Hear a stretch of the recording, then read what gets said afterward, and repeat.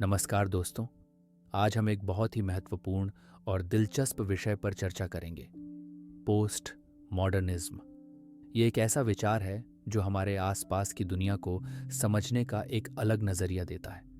इस विषय को समझना थोड़ा जटिल हो सकता है, लेकिन आज हम इसे सरल हिंदी में समझने की कोशिश करेंगे। सबसे पहले आइए शब्द के अर्थ को समझें। पोस्ट का मतलब होता है कि बाद, और मॉडर्निज्म का मतलब है आधुनिकतावाद। इसलिए पोस्ट मॉडर्निज्म का शाब्दिक अर्थ है आधुनिकतावाद के बाद का विचार या आधुनिकतावाद के बाद की अवस्था। पोस्ट मॉडर्निज्म को समझने के लिए हमें पहले मॉडर्निज्म को समझना होगा। मॉडर्निज्म एक ऐसा विचार था जो 19वीं सदी के अंत और 20वीं सदी की शुरुआत में विकसित हुआ। इसके मुख्य विचार थे विज्ञान और तर्क में विश्वास। मॉडर्निज्म का मानना था कि विज्ञान और तर्क से हम दुनिया की हर समस्या का समाधान निकाल सकते हैं। प्रगति का विश्वास। इसमें यह विश्वास था कि मानव समाज लगातार प्रगति कर रहा है और भविष्य बेहतर होगा। एक यूनिवर्सल ट्रूथ। मॉडर्निज्म के अनुसार एक यूनिवर्सल ट्रूथ होता है जो सभी के लिए समान रूप से लागू होता है। लेकिन 20वीं सदी के मध्य में, विशेष रूप से दूसरे विश्व युद्ध के बाद, लोगों ने इन विचारों पर सवाल उठाना शुरू कर दिया। उन्होंने देखा कि विज्ञान और तकनीक का इस्तेमाल विनाश के लिए भी किया जा सकता है, जैसे परमाणु बम। इसके साथ ही दुनिया भर में विभिन्न संस्कृतियों और समाजों के बारे में जानकारी बढ़ने से यह भी समझ आया कि हर जगह के लोगों की सोच और मान्यताएं अलग अलग हो सकती हैं। इसी संदर्भ में 1960 और 1970 के दशक में पोस्ट मॉडर्निज्म का विचार विकसित हुआ, जो मॉडर्निज्म के कई विचारों को चुनौती देता है। अब बात करते हैं पोस्ट मॉडर्निज्म के मूल सिद्धांत के बारे में। पहला, plurality of truth. Post modernism का सबसे महत्वपूर्ण सिद्धांत है कि कोई एक यूनिवर्सल ट्रूथ नहीं होता। हर व्यक्ति, हर समाज, हर संस्कृति का अपना सत्य हो सकता है। यह सिद्धांत रिलेटिविज्म, सापेक्षवाद के नाम से भी जाना जाता है। उदाहरण के लिए, एक समाज में कुछ मूल्य और परंपराएं महत्वपूर्ण हो सकती हैं, जबकि दूसरे समाज में वे बिल्कुल अलग हो सकती हैं। पोस्ट मॉडर्निज्म के अनुसार हम यह नहीं कह सकते कि कौन सा सही है और कौन सा गलत, वे बस अलग हैं। दूसरा, rejection of meta narratives. Meta narratives वे बड़े विचार या कहानियां हैं जो पूरे समाज या इतिहास को समझाने का दावा करती हैं। जैसे, विज्ञान मानव जाति को हमेशा आगे ले जाएगा, इतिहास हमेशा प्रगति की ओर बढ़ता है, आर्थिक विकास से सभी की भलाई होती है। पोस्ट मॉडर्निज्म इन बड़े दावों पर संदेह करता है। इसके अनुसार ये विचार अक्सर सत्ता और शक्ति के संबंधों को छिपाते हैं और एक खास नजरिए को थोपते हैं। तीसरा, relationship between language and power. Post modernism भाषा के महत्व पर विशेष जोर देता है। इसके अनुसार भाषा सिर्फ संचार का माध्यम नहीं है, बल्कि यह सत्ता और शक्ति का एक महत्वपूर्ण साधन है। फ्रेंच दार्शनिक मिखेल फुको के अनुसार जो लोग भाषा और ज्ञान को नियंत्रित करते हैं वे समाज में शक्ति रखते हैं। उदाहरण के लिए, जब हम किसी व्यक्ति को पागल या अपराधी कहते हैं तो हम न सिर्फ उन्हें वर्गीकृत कर रहे हैं, बल्कि उन पर एक तरह की सत्ता भी स्थापित कर रहे हैं। चौथा, डिकॉन्स्ट्रक्शन यानी विखंडन। डिकॉन्स्ट्रक्शन एक ऐसी प्रक्रिया है जिसमें किसी भी विचार, पाठ या संस्था के असम्पशंस और कॉन्ट्रडिक्शंस को उजागर किया जाता है। ये विचार फ्रेंच दार्शनिक जाक देरिडा से आया है। डिकॉन्स्ट्रक्शन का उद्देश्य यह दिखाना है कि हमारे विचार और मान्यताएं अक्सर अधूरी और विरोधाभासी होती हैं। यह हमें सोचने के नए तरीके देता है और हमारी समझ को गहरा बनाता है। पांचवा, हाइपर रियलिटी यानी अति यथार्थ। फ्रेंच दार्शनिक जान बोद्रियार्ड ने हाइपर रियलिटी की अवधारणा दी। इसका अर्थ है ऐसी स्थिति जहां रियलिटी और इमेजिनेशन के बीच की सीमा धुंधली हो जाती है। उदाहरण के लिए, सोशल मीडिया पर हम अक्सर अपनी जिंदगी का एक आदर्श संस्करण दिखाते हैं जो वास्तविकता से काफी अलग हो सकता है। धीरे धीरे यह आदर्श छवि ही वास्तविकता बन जाती है। छठवां, आयरनी और प्लेफुलनेस। पोस्ट मॉडर्निज्म अक्सर सैटायर, ह्यूमर और प्लेफुलनेस का उपयोग करता है। ये गंभीर विषयों पर भी एक हल्के फुल्के अंदाज में बात कर सकता है और पारंपरिक मान्यताओं का मजाक उड़ा सकता है। यह दृष्टिकोण हमें यह याद दिलाता है कि हमारे विचार और संस्थाएं अंतिम सत्य नहीं हैं, बल्कि वे मानव निर्मित हैं और उन्हें बदला जा सकता है। अब पोस्ट मॉडर्निज्म के विभिन्न क्षेत्रों में प्रभाव पर चर्चा करते हैं। पोस्ट मॉडर्निज्म कला और साहित्य में कई विशेषताएं दिखाई देती हैं। पहला, इंटरटेक्स्ट यूटिलिटी, अन्य आर्टिफैक्ट्स और लेसन्स का रेफरेंस और क्वोट। दूसरा, मेटाफिक्शन, ऐसी कहानियां जो स्वयं को एक कहानी के रूप में पहचानती हैं। तीसरा, पस्टिश, विभिन्न शैलियों और तत्वों का मिश्रण। चौथा और आखिरी, फ्रैगमेंटेशन, पारंपरिक कहानी कहने के तरीकों का डिकॉन्स्ट्रक्शन।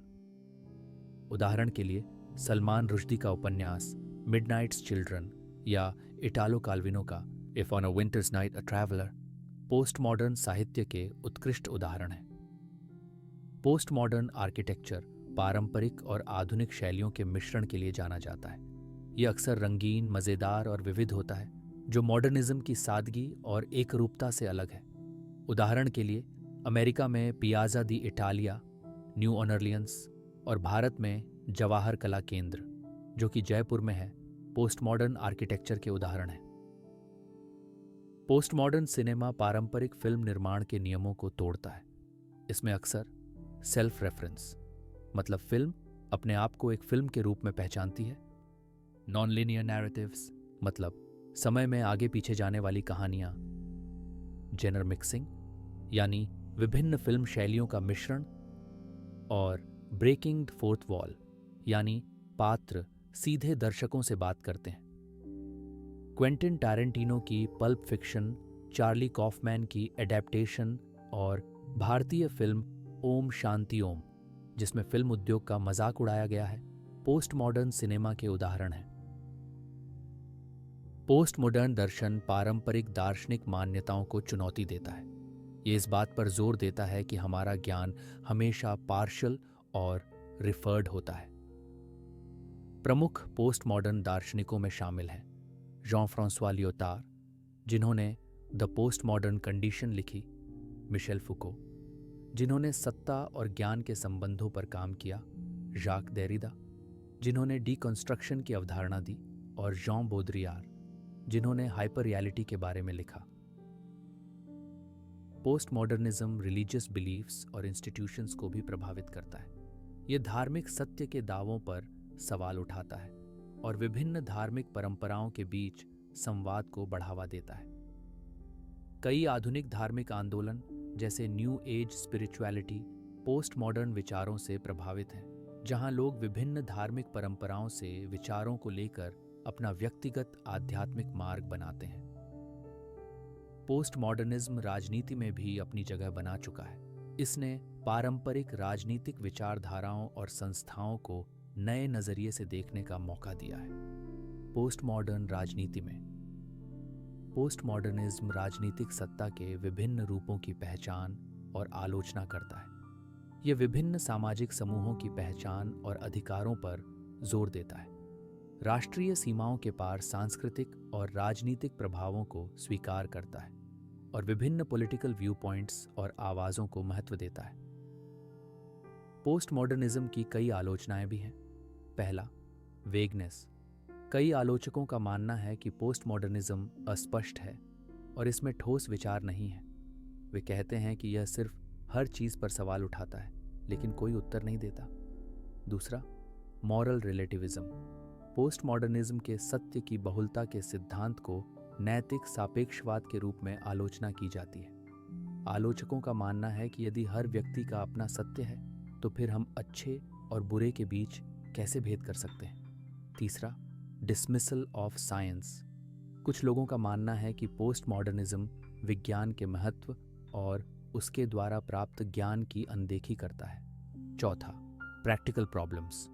कई आलोचक ये भी कहते हैं कि पोस्ट मॉडर्निज्म व्यावहारिक समस्याओं का समाधान नहीं करता बल्कि सिर्फ सैद्धांतिक चर्चा करता है। भारत जैसे डाइवर्स देश में पोस्ट मॉडर्निज्म की कई कॉन्सेप्ट्स रेलेवेंट हैं। पहला है सांस्कृतिक विविधता, यानी कल्चरल डाइवर्सिटी। भारत में विभिन्न संस्कृतियों, धर्मों और भाषाओं का सह अस्तित्व है। पोस्ट मॉडर्निज्म की डाइवर्सिटी और प्लुरैलिटी के सिद्धांत इस संदर्भ में महत्वपूर्ण है। दूसरा है पोस्ट कोलोनियलिज्म। भारत में कोलोनियलिज्म के बाद के विचार और पोस्ट मॉडर्निज्म में कई समानताएं हैं। दोनों ही पश्चिमी सत्ता के प्रभुत्व पर सवाल उठाते हैं। तीसरा है ट्रेडिशन एंड मॉडर्निटी। भारत में परंपरा और आधुनिकता के बीच संतुलन की खोज पोस्ट मॉडर्न विचारों से प्रभावित है। पोस्ट मॉडर्निज्म एक जटिल लेकिन महत्वपूर्ण विचारधारा है जो हमें दुनिया को नए नजरिए से देखने का मौका देती है। यह हमें याद दिलाती है कि हमारे विचार और मान्यताएं अक्सर हमारे सामाजिक और सांस्कृतिक संदर्भों से प्रभावित होती हैं। हालांकि पोस्ट मॉडर्निज्म की कई आलोचनाएं हैं, लेकिन इसके विचार हमें सोचने और बहस करने के लिए महत्वपूर्ण मुद्दे देते हैं। अंततः पोस्ट मॉडर्निज्म का मूल उद्देश्य हमें अपने थॉट्स और बिलीफ्स पर सवाल उठाने और उन्हें गहराई से समझने के लिए प्रोत्साहित करना है। आज के विविध और जटिल समय में पोस्ट मॉडर्निज्म के विचार हमें सत्य, सत्ता और ज्ञान के संबंध में नए दृष्टिकोण प्रदान करते हैं, जो हमें एक अधिक समावेशी और समझदार समाज बनाने में मदद कर सकते हैं। अगर आपको यह वीडियो पसंद आया हो तो कृपया लाइक और सब्सक्राइब करना न भूलें। अपने विचार और सवाल नीचे कमेंट्स में शेयर करें। हम आगे और ऐसे रोचक विषयों पर चर्चा करेंगे। धन्यवाद और अगले वीडियो में मिलते हैं।